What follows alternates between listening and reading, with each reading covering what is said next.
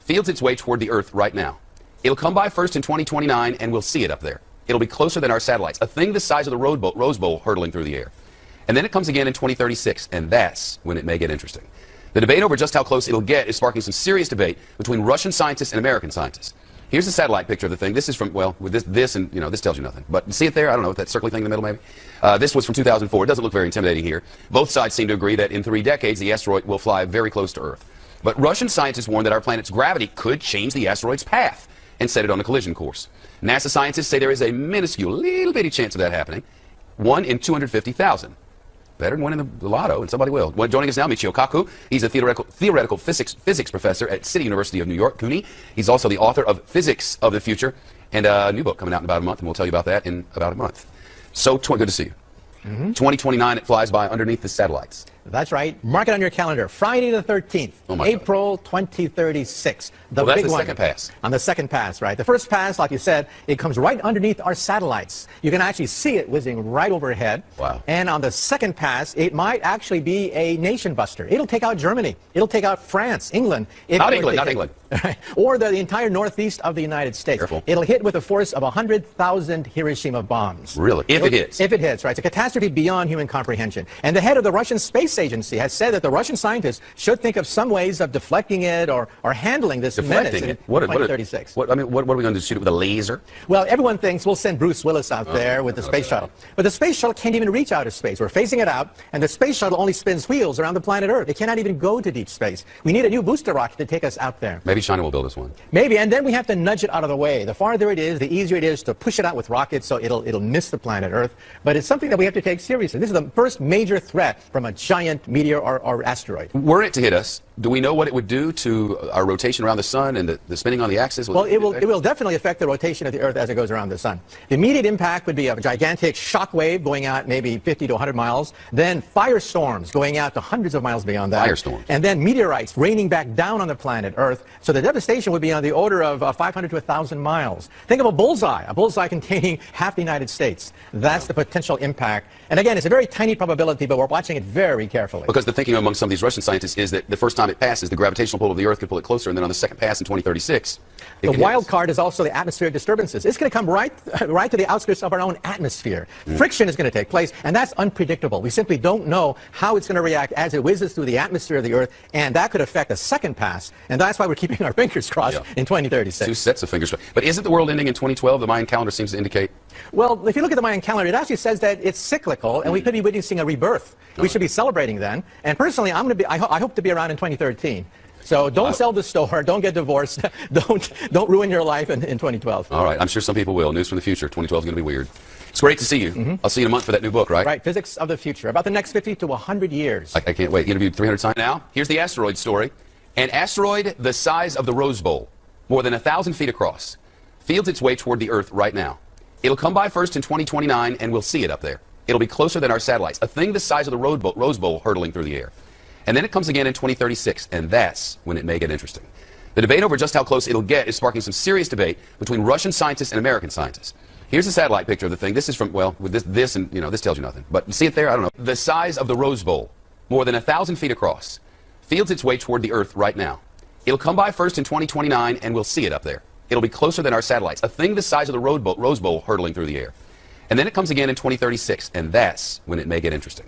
The debate over just how close it'll get is sparking some serious debate between Russian scientists and American scientists. Here's a satellite picture of the thing. This is from, well, with this and, this tells you nothing. But you see it there? I don't know, that circly thing in the middle maybe? This was from 2004. It doesn't look very intimidating here. Both sides seem to agree that in 3 decades, the asteroid...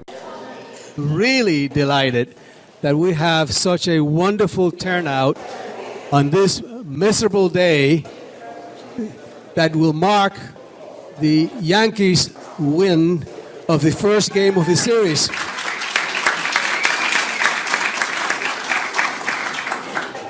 For those of you who are new to the event, let me tell you a little bit about the presidential lecture series.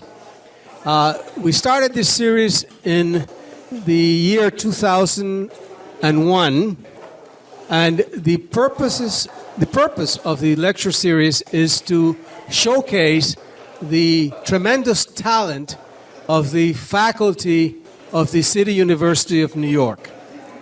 And the formula is very simple. In the fall semester, we invite one of the distinguished professors of the City University of New York or some national figure that has something to do with the City University of New York. And in the spring, we invite one of our own to be the presidential lecture speaker.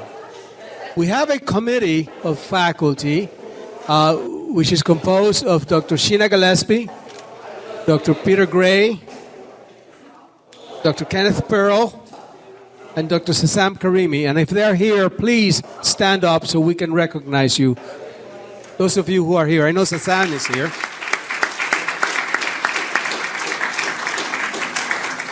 These are the individuals who bear the brunt of the consequences of asking the wrong speaker to come and speak to you. But they haven't missed yet. And frankly, I think that today we have one of the most popular, the first time that we have a television star among our midst, and the first time, well, maybe not the first time, because every academic senate you have one of those, but the first time we have one of the recognized 100 brightest people in New York City by New York Magazine.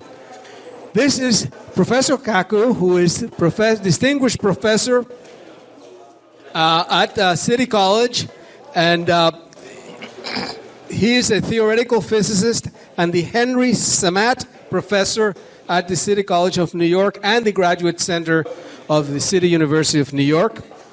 He has taught for over 30 years, and he's a graduate of Community College of Harvard. You got it now, right? And now he's at the Harvard of Community Colleges, Queensboro, and he's earned his doctorate, obviously in physics, from the University of California at Berkeley. He's one of the founders of the string field theory. Now, you know about string theory. Maybe some of you may know some about it, but I know that all of you know about Star Trek, and all of you know about Beam Me Up, Scotty, and all of you know about energy fields. So you all know a little bit about string theory. I really personally believe that Dr. Kaku is a contender and eventually will be a winner of the Nobel Prize in Physics because of his work. And I hope that that happens. You want to have the pleasure of seeing him in person today, but if you want to see him on television, on December 1st, he starts a new series on the Sci-Fi channel called, I'm sorry, I don't know the title of the series, but he starts a series on December 1st on the Sci-Fi channel, and I hope that you all see it. I was very interested in looking over the book, The Physics of the Impossible, because it addresses how science fiction technology will be something real in the future. And you can think about the possibilities. Think about somebody in the year 1901 thinking about going from the New York to Europe in 5 hours. Think about the impact of technology, and I'm certain he's going to talk about all of that. But use a little bit extrapolation and look at what can happen in the future, and then look a little bit to the Star Treks of the world and see how somebody has imagined what can happen in the future. But that's all in our imagination. Let's talk to an expert. Let's talk to somebody who knows the theory behind all of that technology. Please, please help me welcome Dr. Kaku, please.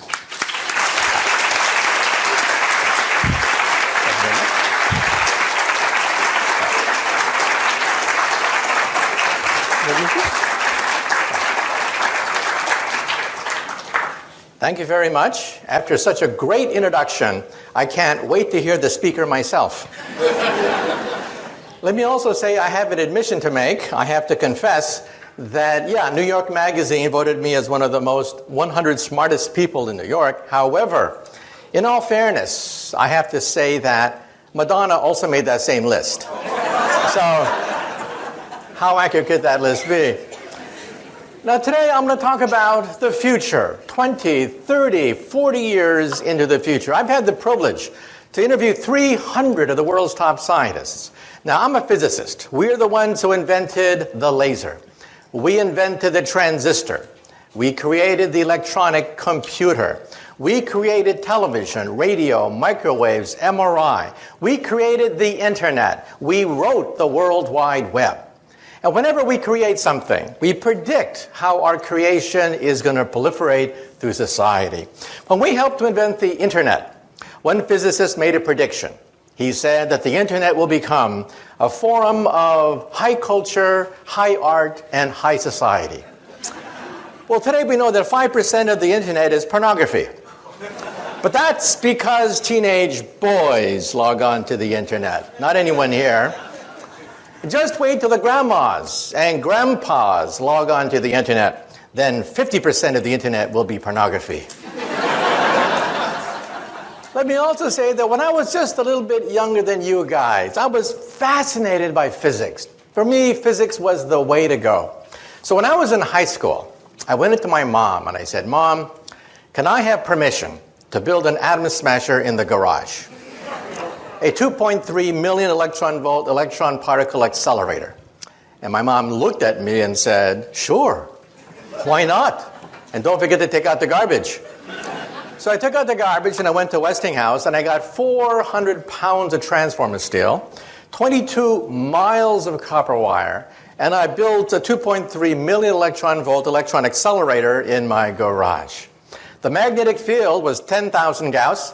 If you walked by the magnets, it was powerful enough to pull the fillings out of your teeth if you got too close to my magnets. Finally, it was ready. I plugged it into the wall socket. It consumed 6 kilowatts of raw electrical power. I can hear the crackling of all the capacitors. And then I heard this pop, pop, pop sound, and the whole house was plunged in darkness. I had blown out every single fuse in the house. My poor mom, she'd come home from a hard day's work, the lights would flicker and die. And then she'd say, "Where's the fuse box?" And then she'd say, "Why couldn't I have a son who plays baseball? Maybe if I buy him a basketball. And for God's sake, why does he have to build these machines in the garage? And hey, why can't he find a nice Japanese girlfriend? I mean, why does he build these machines in the garage?" Well, that machine got me into Harvard and began my career as a physicist. So today, I'm going to give you a guided tour of the future. However, there's a danger that sometimes we physicists know too much. Let me tell you a story and then I'll begin. Over 200 years ago, we had the great French Revolution. And one day there were 3 gentlemen about to lose their head to the guillotine. There was a priest, a lawyer, and a theoretical physicist, just like me, about to have our heads cut off. Well, they put the priest's head on the chopping block. And they asked him, "Do you have any last words before we cut your priestly head off?" And the priest said, "Yes, yes." He said, God from above, he shall certainly set me free." Well, all eyes were on the blade. They raised the blade. The blade came down, swish, and it stopped right before it hit the neck of the priest. Well, the mob had never seen this before. They were shocked. They said, "God has spoken. Let the priest go." And now let's see about the lawyer. Yes, the lawyer. Now the bloodlust was starting. Yes, the lawyer. They put the lawyer's head on the chopping block and they asked him, "Do you have any last words before we cut your lawyerly head off?" And he said, "Yes." He said, "Maybe the spirit of justice. Yes, justice and mercy. She shall set me free." Well, they raised the blade. The blade came down, swish, and it stopped right before it hit the neck of the lawyer. Well, this time the crowd went crazy. They said, "Let there be a national holiday. Today, God has spoken. Justice, mercy have spoken today." And now let's see about that theoretical physicist. Well, they put the physicist's head on the chopping block and they asked him, "Do you have any last words before we cut your head off?" And he said, Yeah, I got some last words. And he said, "I don't know too much about God. And I know even less about the law. But I do know one thing. If you look up, you'll see that the rope is stuck on the pulley. And then he said, if you remove the rope, the blade should come down real good. Big mistake. Big mistake. Well, the rope came down, the blade came down, and the poor physicist's head came down. And the moral of the story is, sometimes we physicists have to know when to keep our mouths shut. Okay? But nonetheless, let me give you a guided tour through the future. Because I've had a chance to interview over 300 of the world's top scientists. These are the people inventing the future. First of all, let me say that if you get cable television, you get the Science Channel. On the Science Channel, starting December 1st, as was mentioned, my book, Physics of the Impossible, is going to be appearing as a weekly TV series that I'll be hosting. Watch for it December 1st, every week after that. They call it Sci-Fi Science, Physics of the Impossible. So let's talk about that. First of all, how do we scientists know what's going to happen 10, 20 years in the future? How can we be so confident? Well, first of all, this is Moore's Law. On a log chart, you see that computer power doubles every 18 months. Now, what does that mean? This means that when you get a birthday card in the mail, you open it up, and there's a chip in it. And the chip sings, "Happy birthday to you." Well, that chip has more computer power than all the Allied forces of 1945. Hitler, Eisenhower, Churchill would have killed to get that chip. And what do you do with that chip? You throw it away in the garbage. Or look at this chart. You'll see that way back in the 1960s, NASA had almost no computer power. Your cell phone today, one cell phone today, has more computer power, according to this chart, than all of NASA when they put 2 men on the moon. This means that if cars obeyed Moore's Law, cars today would cost 10 cents. This means that when you park the car, you wouldn't even bother to put a quarter in the meter. The meter costs more than the car. So you wouldn't have to just park the car and walk away from it. So what does this mean? This means that by 2020, computer chips will cost about a penny. That's the cost of scrap paper. So we now know the future of the computer. The future of the computer will be everywhere and nowhere, hidden in the walls, hidden in the fabric of our life, just like electricity is, everywhere and nowhere. And this is the internet. We wrote the World Wide Web. The World Wide Web was written by a physicist to keep track of subatomic particles. And you can see here that the internet corresponds to prosperity. Where there is the internet, there's prosperity, there's commerce, science, finance. Where there's no internet, there's poverty. So one thing that we physicists do is we create something and then we simply give it away for free. So how will you communicate with the internet in the future? These are glasses that have full internet capability. You can download any website, any movie, do emails from these things, and they will also recognize people's faces. How many times have you bumped into somebody on the street and you say to yourself, "Who is this person?" Jim, John, Jake, I know this person. In the future, your glasses will say, "It's Jim, stupid." Remember? You met him last week. Do you want to see his entire biography for you in your glasses? And let's say you're at a cocktail party. You're looking for a job, and you don't know who the heavy hitters are. In the future, you will know exactly who to suck up to at any cocktail party. Well, let's say you don't want to look like a refugee from Star Trek. In the future, glasses will be fashionable with full internet capability. They can be flashed directly into the retina of your eye. They can be flashed right onto the screen of your glasses or used as like a jeweler's lens as an attachment to your glasses. Fashion models will be wearing these things. Young people will demand to have full internet capability. Any video, any movie, any website, any music, downloaded via your glasses. Now you may say to yourself, wait a minute. Maybe I don't wear glasses. No problem. In the future, they'll be in your contact lenses. These are internet contact lenses that we physicists are trying to build. Imagine taking a final examination Ha! Immediately the light bulbs begin to flash, right? Think of taking a final examination. You realize that in the future, professors are going to have to throw out their final exam because you can't simply record memorization on a final exam anymore. You'll have to convey concepts, principles, rather than memorizing the names of the crystals or the shapes of the minerals or whatever. Imagine full internet capability in your glasses. Well, we physicists are working on this even as we speak. Imagine, for example, going to a foreign country. You bump into somebody and they start to talk to you in a foreign language. No problem. In the future, you will see subtitles. Subtitles of a foreign language in your contact lens. And let's say you visit the ruins of Rome. It's such a big disappointment. You read about the great Roman Empire, and then you see all that's left, almost nothing left of the empire. You go to the Roman Forum, and you only use imagination, thinking of Julius Caesar and Mark Antony at the Roman Forum. No problem. Your contact lens will recreate the full animation of the height of the Roman Empire as you walk through the ruins.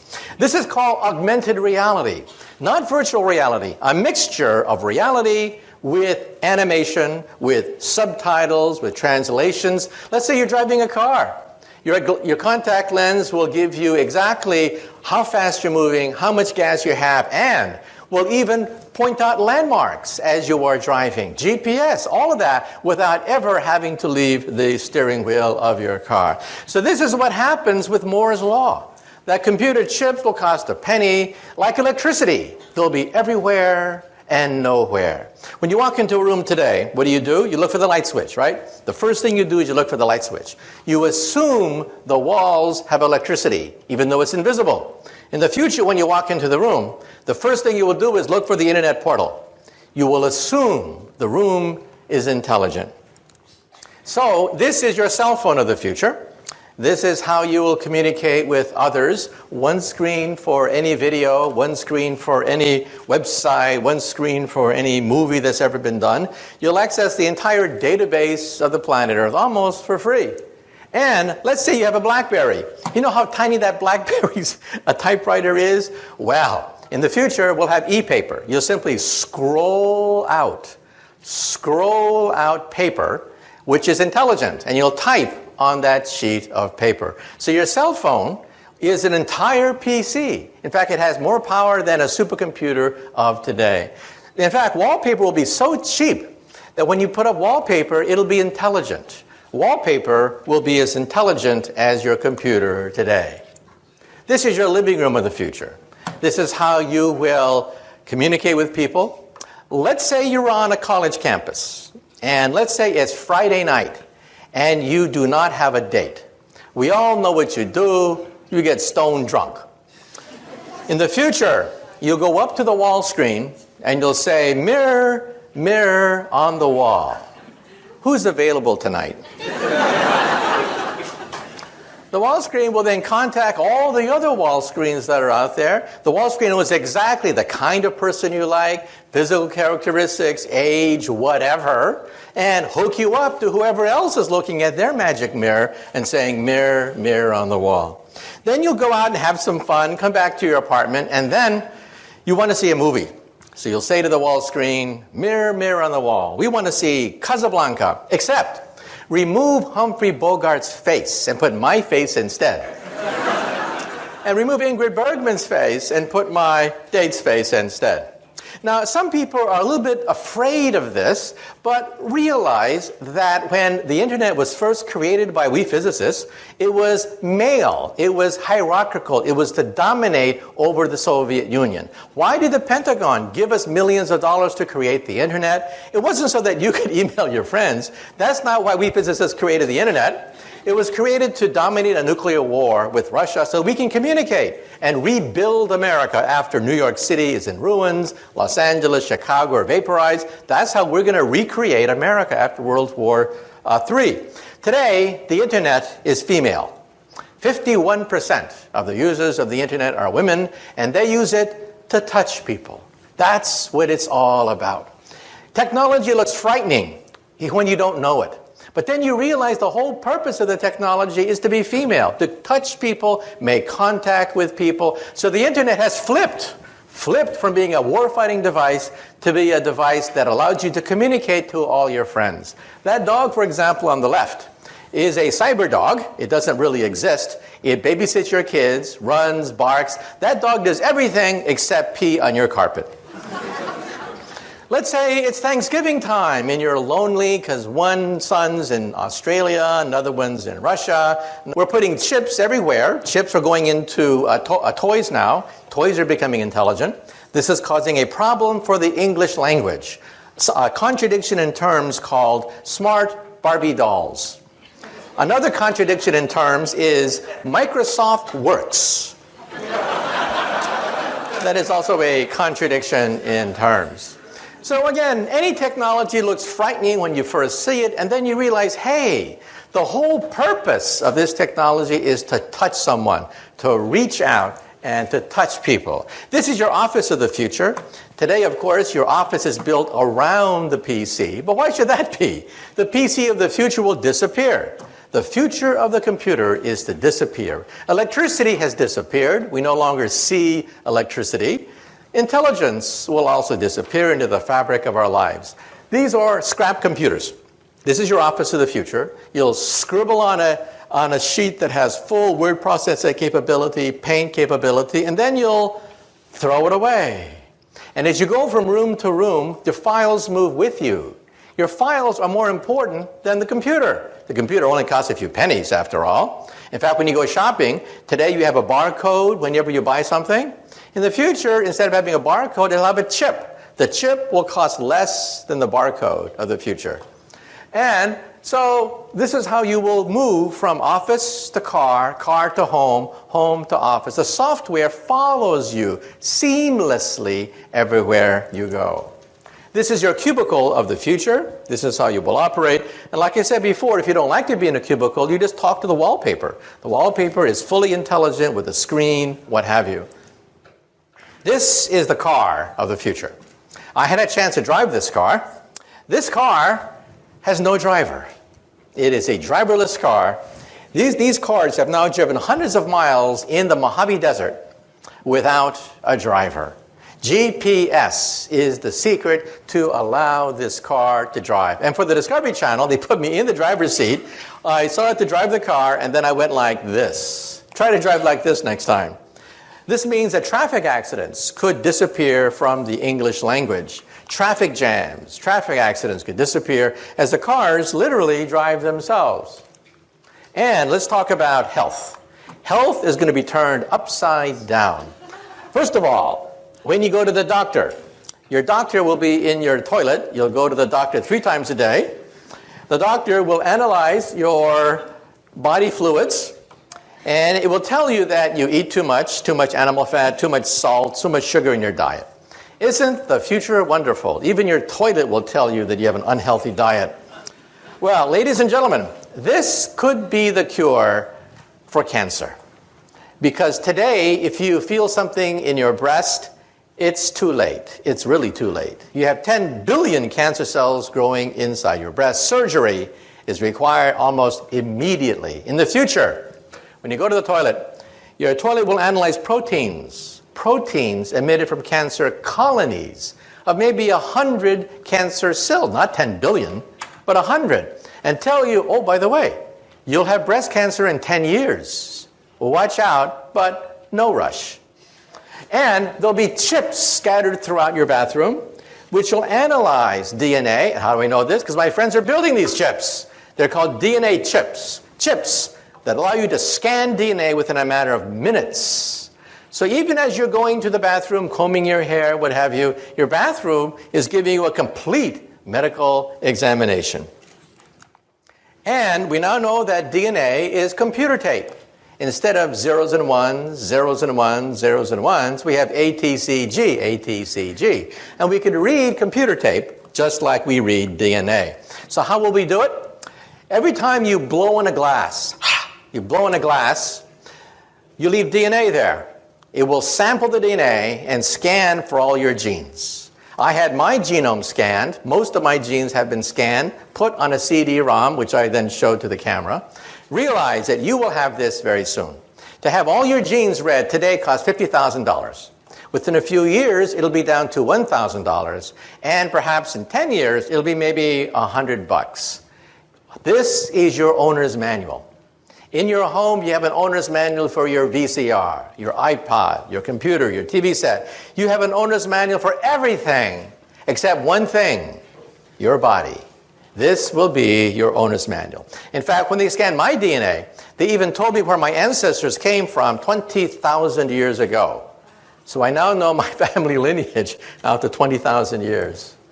So what will it be like to go to the doctor's office? We will not only scan your DNA. If we find something wrong with an organ, we will replace it and grow another one. This is an ear, except it's made out of plastic. Plastic sponge that dissolves with time. We take some cells from your ears, seed it into this ear, and it grows. It grows, leaving a perfect ear. Then the plastic dissolves with time because it is biodegradable. Here's bone on the left, ears on the right. Today, we can grow bone, blood, skin, cartilage. We can grow noses, ears, blood vessels, heart valves. The first bladder was grown 3 years ago. The first windpipe was grown just a few months ago.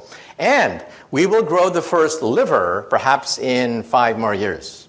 So for you alcoholics in the audience, there's hope. If you can hold on for 5 more years, you may be able to have your own liver. So let's now have the first DVD where we're now going to go into the hospital of the future. What it would be like if we can grow organs by seeding it with cells.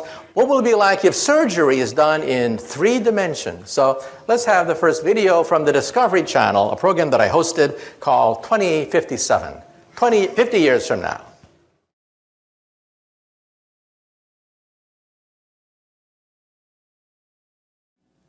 So, as computer power doubles every 18 months, it means that every aspect of our life, finance, commerce, health, is going to be turned upside down as we begin to realize that computer power can enrich our lives. This is the world's first bladder, a human bladder that was grown from a young girl's own cells and implanted into that young woman. That was 3 years ago, a development at Wake Forest University where we taped changed history. And within 5 years, we hope to have the first pancreas, the first liver, perhaps even the first kidney. These are the frontier organs that are now being looked at to be grown in the laboratory. The first windpipe was grown just 3 months ago, and in mice, we actually grew an entire heart. An entire mouse heart was grown just last year. And how is it possible? Because computer power means that we can sequence genes, we can put doctors in touch with each other. It has accelerated medical advances. And now, let me say a few things about artificial intelligence. Well, one day, will we have robots, the robots that we see in science fiction? Well, this is Asimo. Asimo is the world's most advanced robot. Asimo can run, Asimo can walk, climb up stairs, Asimo can dance. In fact, Asimo can dance better than me. I had a chance to meet Asimo, and the question is, how smart is our most advanced robot? And can these robots even have emotions so that we can bond with them? Let's have now the second video, where we will now go to Tokyo. We're now going to go to Tokyo and meet the world's most advanced robot. And the question is, well, one day, will they become smarter than us? Well, one day they put us in zoos and throw peanuts at us and make us dance behind bars? Well, let's conceive robots.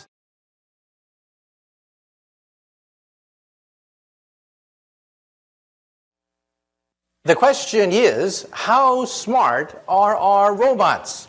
Well, one day, will they be smarter than us and put us in zoos? Well, first of all, here's the governor of California in a very bad mood. So, well, one day, will we have to deal with mad governors? Well, let's take a look at Asimo. You saw Asimo, the world's most advanced robot. How smart is Asimo? Well, let me tell you.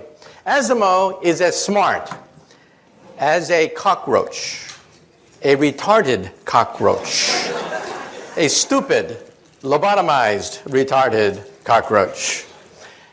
Asimo takes about 6 hours to walk across the room. Every movement pre-programmed. That scene that you saw took 3 hours. It took 3 hours for us to program every single move of that robot. So why is Japan spending so much time on these robots? Well, let me tell you a secret. Japan's population is the fastest aging population on Earth. They have very few young people. They have a lot of old people. These are future robot nurses. That's why Japan is spending so much money building robots. That's the future of nursing, not the future of human intelligence. However, in the coming decades, as robots get smarter, perhaps they'll be as smart as a mouse, eventually as smart as a dog or a cat. And then decades after that, maybe as smart as a monkey. At that point, I think we should put a chip in their brain to shut them off if they start to get murderous thoughts. But that's not for a while. That's decades into the future. We'll have plenty of warning. Plenty of warning. And in fact, for the Science Channel special that I'm hosting on December 1st, we went to all the world's leading artificial intelligence laboratory. And you can see how primitive our robots really are. Well, let's say a few more things that we discuss in the Science Channel documentary. Invisibility. Believe it or not, we physicists believe that invisibility is possible. We flew down to Duke University, and we filmed the world's first microwave invisibility device. It'll make an object invisible to microwaves, and we went to Berkeley, where they can actually now do it for visible light. Now, there is a problem. If you are inside an invisibility cloak, you cannot see outside. It's only a one-way trip. Therefore, if you are inside the invisibility cloak, you need to punch 2 eyeballs so you can see outside. So from the outside, you see 2 floating eyeballs, or here, a floating head. So remember that metamaterials allows us to bend microwave radiations around an object, just like water flows around a boulder. If you were downstream from a boulder, you don't know that there is a boulder upstream. That works for microwaves, and at Berkeley and Caltech, on a microscopic scale, they showed that it works for visible light as well.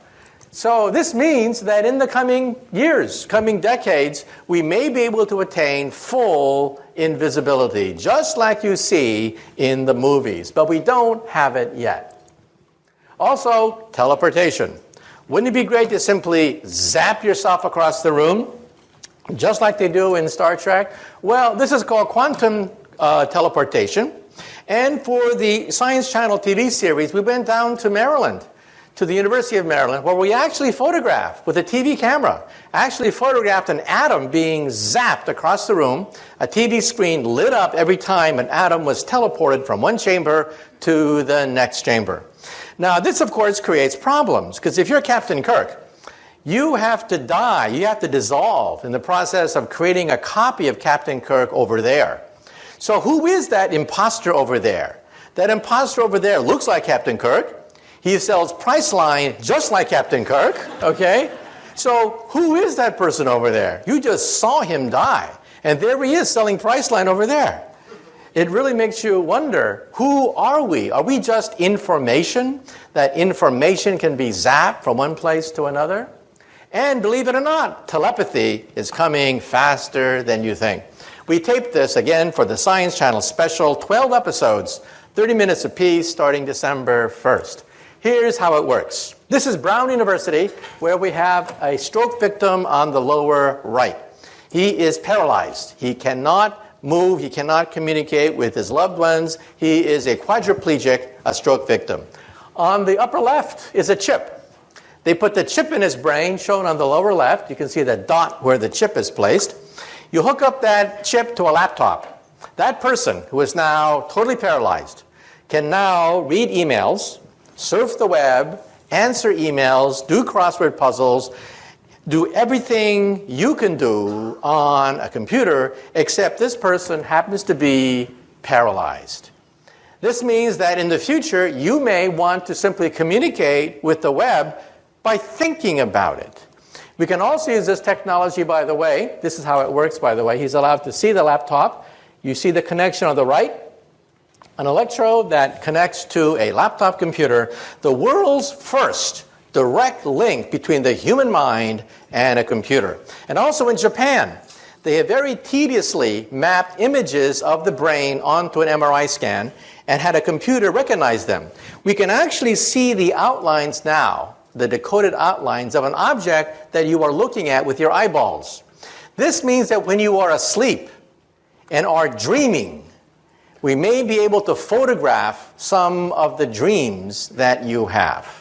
This has already been done at Kyoto University, not with dreams, but with a person looking at an object. A computer decodes the images on an MRI scan. We can now recognize, the first thing that was done was a horseshoe.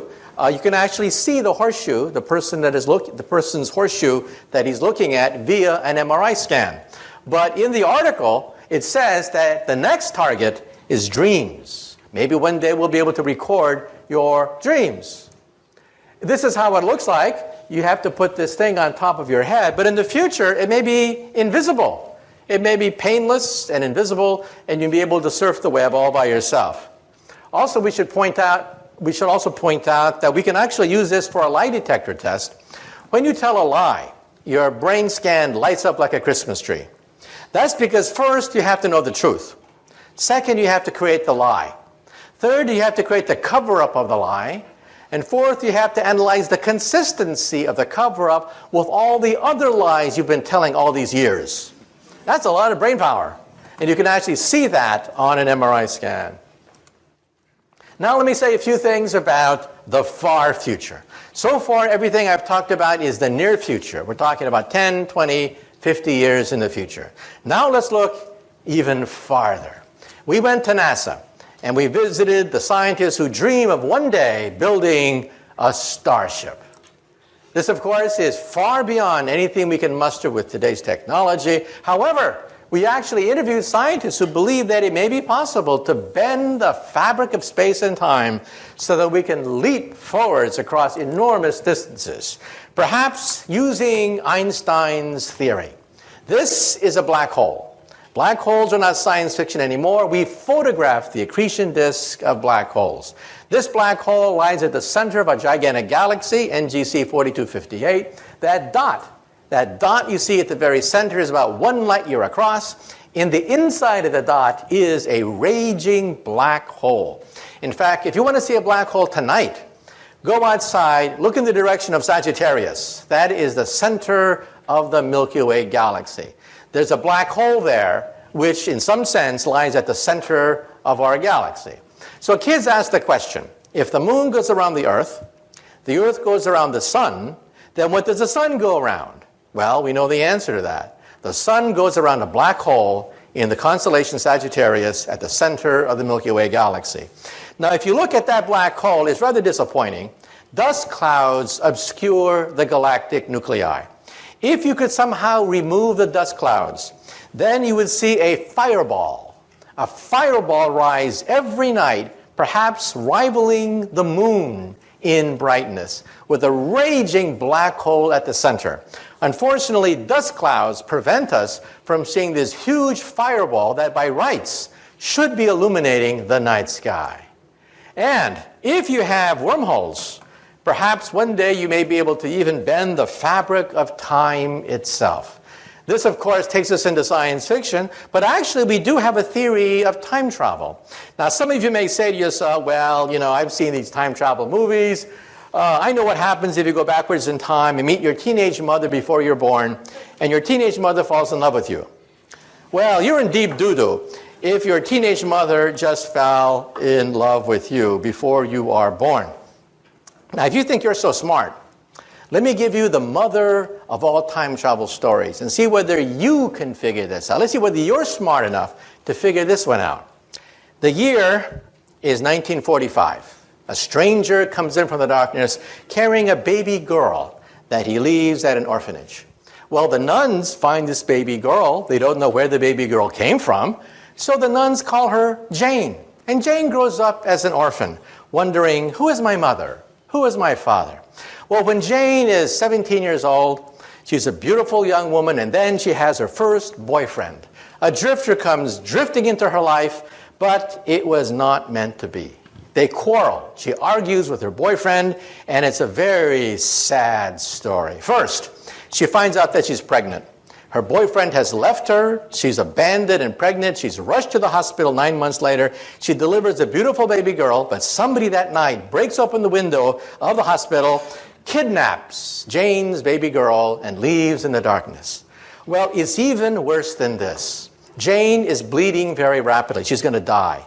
The doctors have to perform an emergency experimental operation. They have to change Jane into Jim.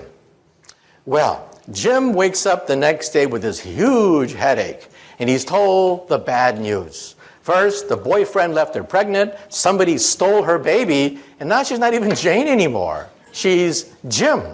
Well, Jim grows up and becomes a barroom drunk. Every time someone says, who are you, Jim? Where did you come from? Who was your mother or your father? Well, finally, Jim one day is once again stone drunk at the bottom of a bar after a bar fight. But the bartender comes up to him and says, Jim, wake up. You see, I'm not really a bartender. I'm a time traveler. Come into my machine and let us find out who is this Jim/Jane. So they go back, way back into the past. So poor Jim, he doesn't quite know where he is in the past. But suddenly, he meets this beautiful 17-year-old girl. And it's love at first sight. But you know, it was not meant to be. They quarrel. And then Jim finds out that his girlfriend is pregnant. And then Jim says to himself, oh my God, history's repeating itself. This happened to me. Well, I'm going to make sure that my baby gets the best education possible. That night, 9 months later, Jim goes to the hospital, breaks open the window, kidnaps his own precious baby girl. And then Jim and his baby girl go back into the time machine. Again, way back into the past, until it is 1945. It is a dark and stormy night. Jim comes in from the darkness carrying his precious of this orphanage. Well, Jim finally gets it together. Jim says, I don't want to be a drunk all my life. I'm going to join the Time Travelers Corps. So Jim has many heroic exploits in the annals of time. Now Jim is an old man. He says to himself, I've had a good life, but I want one final mission. For my last mission in time, I'm going to go backwards in time, put on a wig, to impersonate a bartender. To meet a certain barroom drunk who just got into a fist fight because someone said, who are you, Jim? Who is your mother? Your father? Now for 10 points, who can tell me? Who is Jim's mother? Father, son, daughter, granddaughter, grandfather, great-great-grandfather, in the back. Yeah, Jane is a family tree unto herself. Can you imagine a family get together and they get into a food fight? And someone says, you did this to me. No, you did that to yourself. Okay? Well, we physicists think about this. This is a wormhole. This is what I do professionally. I work in something called string theory. I'm the co-founder of string field theory. And we think that perhaps the fabric of space and time can be bent. In which case, perhaps you just may be able to go backwards in time. However, the energy necessary for this is the energy of a black hole. So this is not for us anytime soon. However, 150 years ago, there was a gentleman in England, a mathematician at Oxford University, who wrote the first book on wormholes.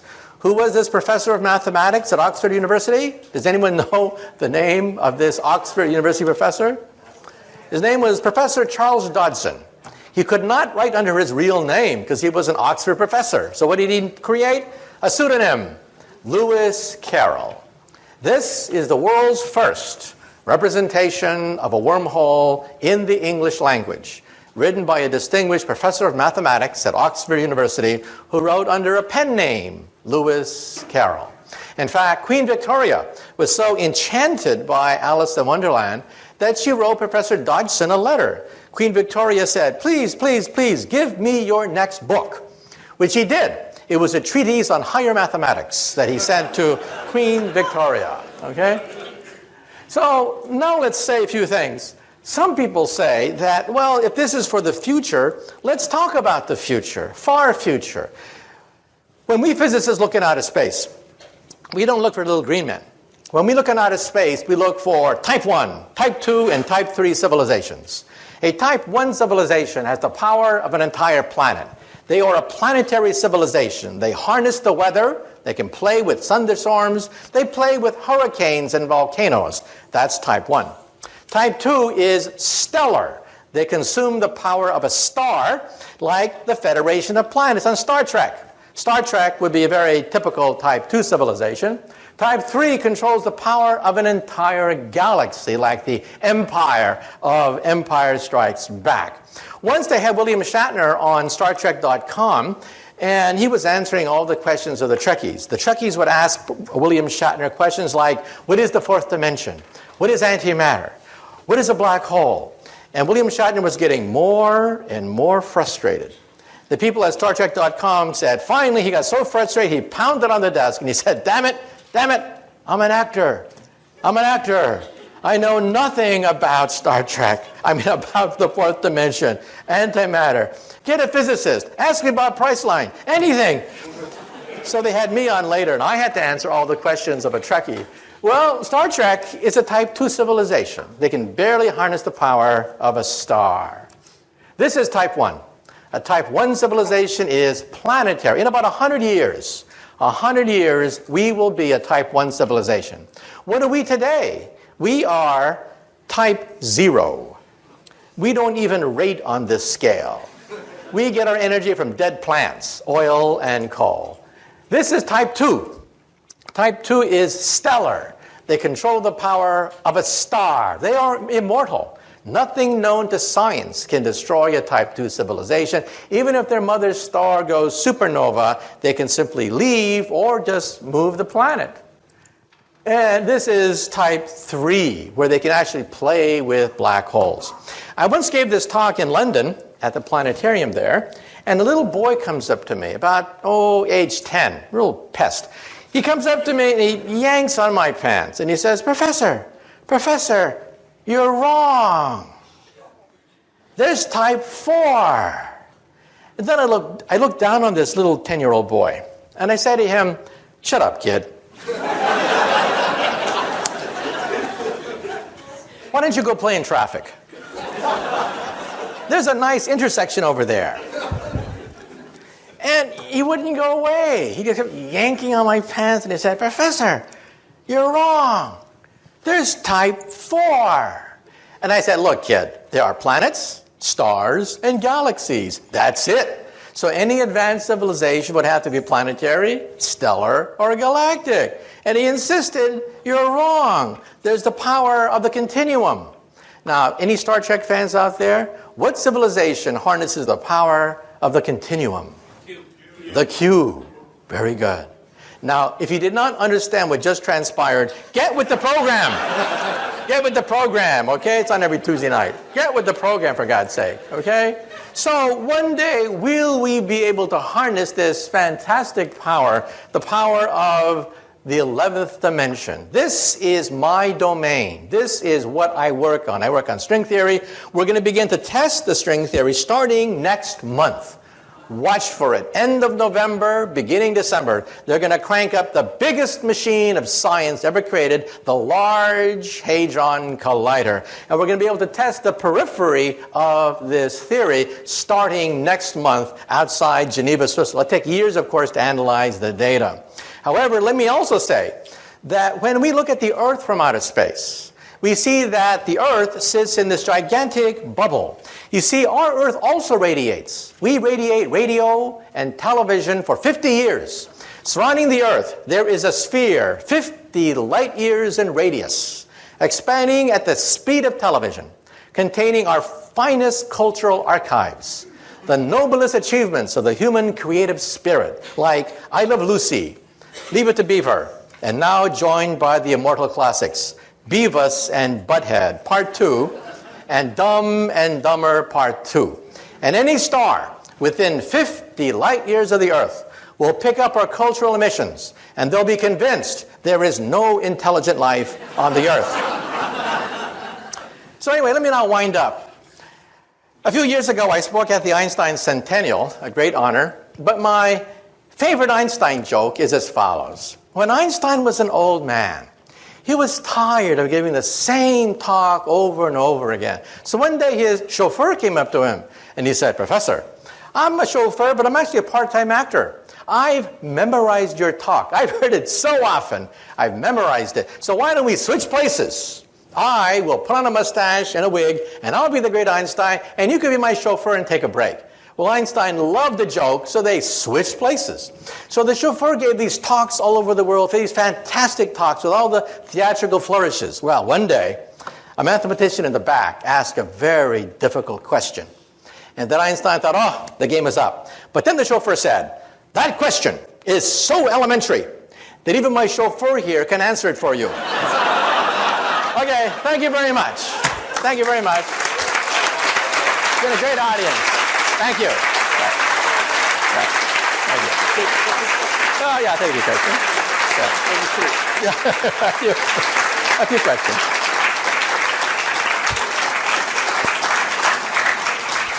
Wonderful, right? Really wonderful. Dr. Kaku will take 2 or 3 questions because the time is short. So, you have a question?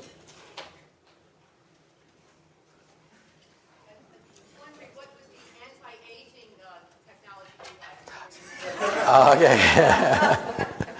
Let me say 2 things. I have a whole chapter in my book, Visions, about the aging process.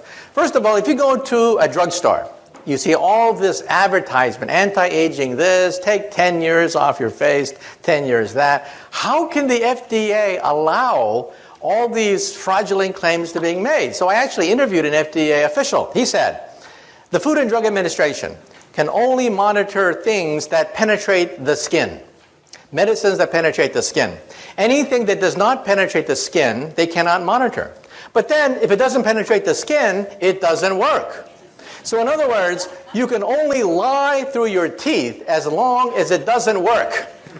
Let me repeat that again. According to federal law, you can make any statement you want about take life, take 10 years off your face, whatever, anything you want, as long as it doesn't penetrate the skin, as long as it doesn't work.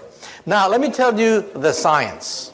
We went to MIT and we interviewed the discoverer of a rather important gene that's creating headlines. Oprah Winfrey devoted a show to it, 60 Minutes devoted to a show to it. It's called SIR2. It is a gene and a protein that seems to mimic caloric restriction. Now, there is one and only one way of multiplying the lifespan of an organism, all the way from yeast cells, spiders, insects, mice, rabbits, dogs, cats, monkeys were analyzed, and the results came out front page of the New York Times about 2 months ago. If you starve yourself and consume 30% less calories, you live 30% longer. Now, how many of us want to starve ourselves? But the genetic mechanism of that is gradually being worked out. It turns out that the human body, or any organism, has 2 choices. One is, if you undergo famine, you have to hunker down, eat less, lower metabolism, and just ride out the famine. The other one is consume all you want and have children. So a body has 2 choices. Animals mostly suffer famine. Famine is a normal state of most animals. So animals do this all the time. They hunker down, eat less, reduce metabolism, and ride out the period of famine until they can gorge themselves and have children. Well, you found the gene, SIR2, which actually mimics that behavior without having to starve yourself. Now, is it the fountain of youth? I interviewed the guy who discovered it, and he said, no. Don't believe the hype. However, he said, once we do find the fountain of youth, it may be part of it. So the point I'm raising is we're now working out the genetics of the aging process. Did you know, for example, that some animals don't die? Crocodiles, alligators, flounders, they just keep getting larger. They don't die at all. They're just as vigorous at 70 as they are at 5. So how come your textbook says that the crocodiles die at age 70? That's because the zookeeper died at age 70, okay? Crocodiles just keep on going. They have no known finite lifespan. They simply get bigger. So in the animal kingdom, it's not necessary to die or age. They just keep getting bigger. That's why you don't see gigantic crocodiles, is because they die of starvation, accidents, or disease. But they have no finite lifespan.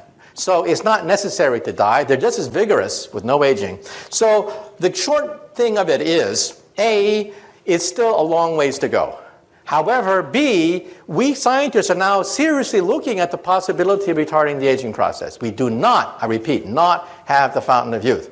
However, as one scientist said, I regret the fact that my generation may be the last generation to die. Well, I think that's an exaggeration. I think people will be dying for quite a while into the future. But it does mean that real progress is being made in the aging process, which is something I could not have said a few years ago. How about you? Your desire to prove Einstein's theory correct. How close are you? Well, we want to go beyond Einstein, because Einstein's theory breaks down at the center of a black hole and at the instant of creation. Einstein's theory makes no sense whatsoever. We need a higher theory. The only higher theory which includes the quantum theory and Einstein's theory is string theory. It is the only game in town. Some people say, well, if I don't like string theory, give me an alternative. And the answer is, there is none. It is the only game in town. You either work on string theory or you just work in the wilderness. So next month, we're going to begin to crank up the Large Hadron Collider. Now, the Large Hadron Collider will not eat up the Earth, as some people claim, because every day, cosmic rays from Mother Nature, rains radiation on the Earth more powerful than anything we can create with this pea shooter called the Large Hadron Collider. So we're going to begin to test the periphery of the theory. The theory itself is too difficult to test directly, but we hope to find indirect proofs by looking for what are called sparticles. Sparticles are superparticles, a new class of particles that we hope to create with the Large Hadron Collider. And again, it'll take a few years to analyze the data, but the machine will be cranked up next month. By the way, I just spoke in Texas last month, and the people in Texas know that they had the Super Collider to be built outside Dallas, Texas. The Super Collider was to be 3 times bigger than the Switzerland machine. So how come it's not based in the United States? How come we have this brain drain to Switzerland? Well, it's because in 1993, there were cost overruns on the Super Collider, and in the last day of hearings, a congressman asked a physicist in the last day of hearings, quote, "Will we find God with your machine?" On the last day of hearings. Everything hinged on this one answer. So the poor professor of physics said, "We will find the Higgs boson." At that point, you could hear all the jaws hit the floor of Congress. $11 billion for another goddamn subatomic particle. The vote was taken the next day, and our machine was canceled. And that's why we have this brain drain to Switzerland right now.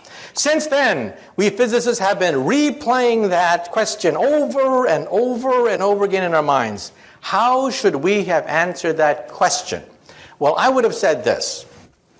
I would have said God, by whatever signs or symbols you ascribe to the deity. This machine will take us as humanly possible to his or her greatest creation, Genesis.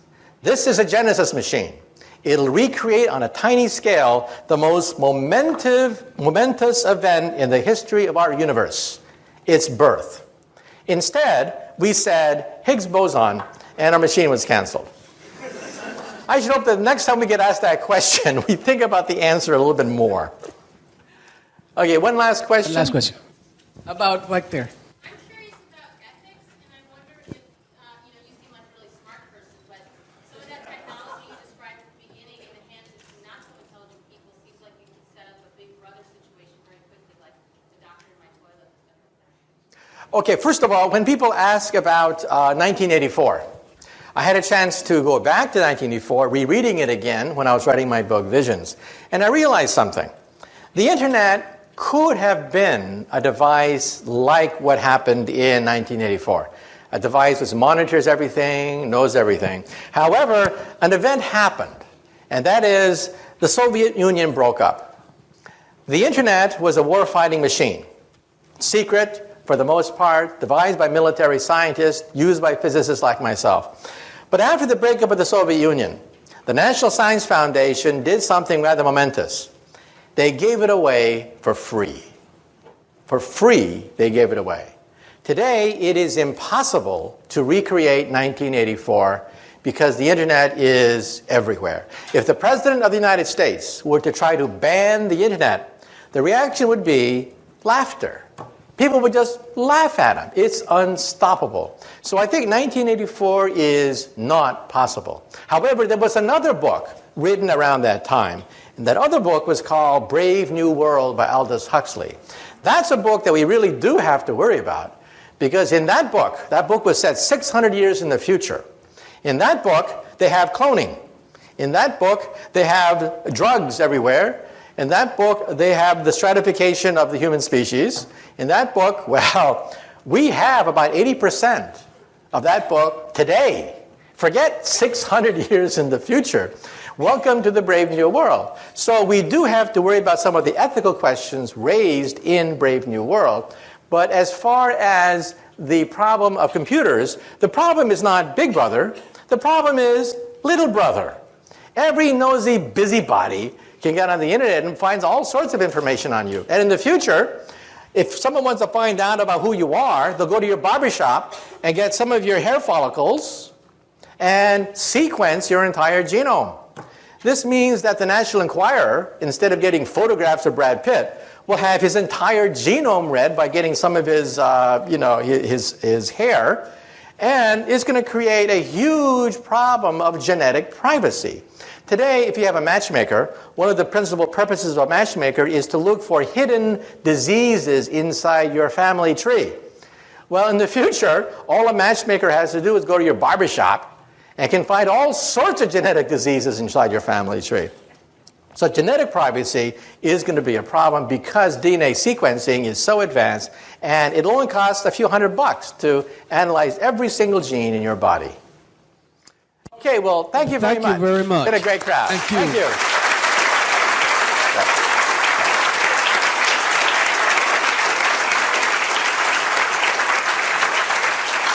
There are some refreshments outside, and I'm certain that if we do not overcrowd him, we might be able to have some contact or some personal discussions with Dr. Kaku. Thank you again for coming. Okay.